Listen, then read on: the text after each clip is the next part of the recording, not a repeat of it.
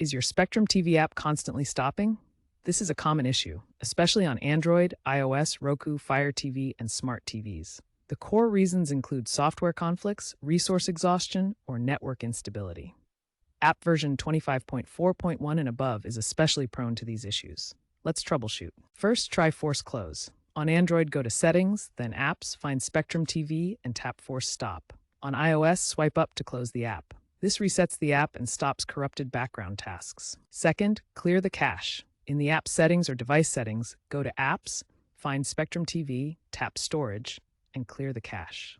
This removes temporary files, frees up space with an average of 500 megabytes per device, and resolves slowdowns.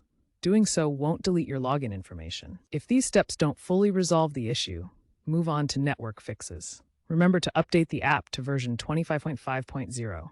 It has improved error handling. If force closing and clearing cache didn't solve the problem, network issues may be the cause. Start with restarting your router and modem, the first step in any network troubleshooting. Unplug both devices, wait 30 seconds, then plug them back in. Next, optimize your Wi-Fi connection. Switch to Wi-Fi 6 or 6E for better speeds, or use an Ethernet cable for the most stable connection.